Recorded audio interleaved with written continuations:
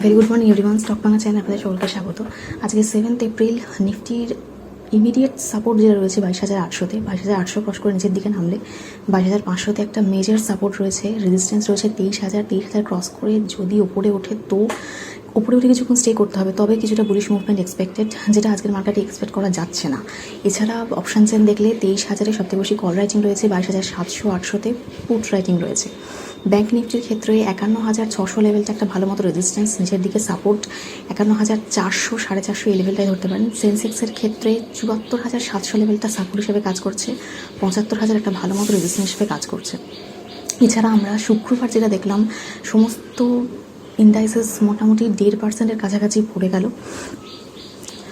এবার পড়েছে তার কারণটা হচ্ছে যে নেগেটিভ সেন্টিমেন্ট আমাদের ইন্ডিয়ান মার্কেটে রয়েছে, পজিটিভ সেরকম কিছু নেই, ট্যারিফের জন্যই পড়েছে। এবার সবথেকে ইম্পর্টেন্ট ব্যাপারটা আগের দিন শুক্রবার যেটা দেখা গেল যে ডাউ জোন্স 5% মতো, মানে 5.5% এরকম মতো পড়ে যাচ্ছে। ন্যাসড্যাক S&P 500 6% মতো পড়েছে। মেন জিনিসটা হচ্ছে চায়না আবার রিচালিয়েটরি ট্যারিফ দিচ্ছে 34% ইউএসের সমস্ত ইম্পোর্টের ওপর। এরপর কানাডা ইউএস কারের ওপর 25% দিচ্ছে, সেই জন্য টেসলাকে 10% পড়তে দেখলাম। তো এরকম করে ট্রেড ওয়ার স্টার্ট হয়ে গেছে সমস্ত গ্লোবালি, সেই জন্য এত পরিমাণে ডাউ জোন্সকে পড়তে দেখলাম। এছাড়া আমাদের গিফট নিফটি সেটা 615 পয়েন্ট নিচে রয়েছে, তো আমাদের আজকে গ্যাপ ডাউনে ওপেনিং হওয়াটাই এক্সপেক্টেড। এরপর দেখা যাক কীভাবে মার্কেট আজকে কী মুভমেন্ট দেয়, তবে ওভারঅল নেগেটিভ থাকার কথা। এডিআরও যদি আমরা দেখি, ব্যাংকের এরিয়ার যে এইচডিএফসি আইসিআইসি ব্যাংক, তার এরিয়াগুলো 3% করে ডাউন, ইনফোসিস রয়েছে 4% ডাউন, এই ডক্টর রেড্ডি সব থেকে বেশি 6.5% ডাউন।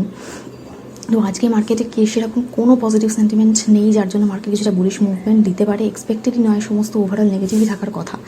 এবার দেখা যাক কীরকম কী মুভমেন্ট দেয়। এছাড়া আমাদের ফার্মাতেই আমরা যেটা দেখলাম আগের দিন, ট্রাম্প বলেন যে ফার্মাতে বলেছিলেন যে ফার্মাতে সেভাবে কোনো ট্যারিফ পড়বে না, কিন্তু আগের দিন আবার একটা ইন্টারভিউতে উনি আবার সেটাকে পাল্টে দিয়েছে, বলেছেন যে ফার্মাতে ট্যারিফ পড়বে। তো ফার্মাকেও আগের দিন আমরা 4% ডাউন থাকতে দেখলাম।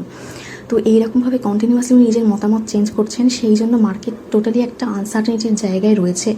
এছাড়া পাওয়েল নিজেও বলছেন যে পরবর্তীকালে ইনফ্লেশন তো বাড়বেই, উনি ফিউচারে কোনো প্রেডিকশান সেভাবে দিতেই পারছেন না, এবং উনি রেট কাট তো হবে না সেটা মানে বলছেন, বোঝাই যাচ্ছে যে কোনো তাড়াতাড়ি উনি করতে পারছেন না, রেট কাটের কোনো রাশ নেই ওনার, অতএব ওটাও দেরিতে হবে, যদি হয়েও থাকে কিংবা হবেও না।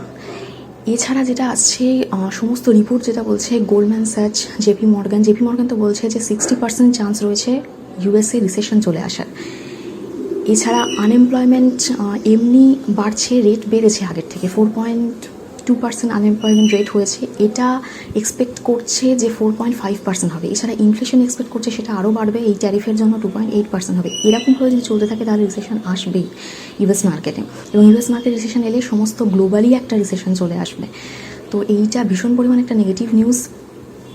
এছাড়া আমরা দেখতে পাচ্ছি যে একটা পজিটিভ নিউজ ইন্ডিয়ান মার্কেটে আগের দিন যেটা দেখলাম যে ওপেক প্লাস যে মানে ইয়ে রয়েছে, তার যে লিডিং কান্ট্রি সৌদি আরবিয়া, কি হচ্ছে না, অয়েলের প্রাইসটাকে, ক্রুড অয়েলের যে প্রাইস আমরা কমতে দেখলাম, ব্রেন্ট ক্রুড অয়েল, WTI এগুলো, কারণ কাজাকিস্তান মানে ওপেক প্লাস অর্গানাইজেশনটা করাই হয়েছে যে যাতে ক্রুড অয়েলের প্রোডাকশন আর প্রাইস দুটোকে একটা মেনটেন, একটা লিমিটে রাখা যায় আর কি। তো এবার কাজাকিস্তান কী করছিল, ওভার প্রোডাকশান করছিল প্রফিট বেশি করার জন্য, তো ওকে একটুখানি ঠিকঠাক করার জন্য এই রকমভাবে আর কি ওভার প্রোডাকশান করছে, সেটাকে দাবানোর জন্য বলেছে সৌদি আরবিয়া যে বাকি সমস্ত ওপেক প্লাস যে কান্ট্রিগুলো রয়েছে তাদেরকে বেশি প্রোডাকশন করতে বলেছে। প্রোডাকশন যদি বেশি হয়ে যায়, সাপ্লাই বেশি হচ্ছে, ফলে দাম আপনা থেকে নিচে নামবে, এবং আপনা থেকে নিচে নামলে তাহলে প্রফিট হচ্ছে না।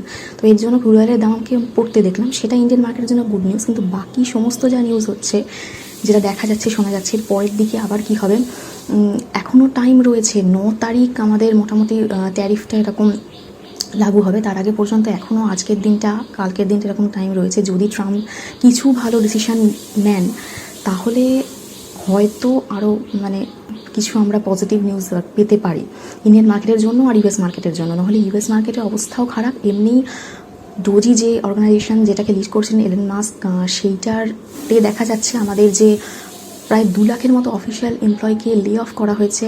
শুধুমাত্র এই ডেট রয়েছে ইউএসএ সবথেকে মানে বেশি ডেট রয়েছে, সেই বেশি ডেটটাকে কমানোর জন্য।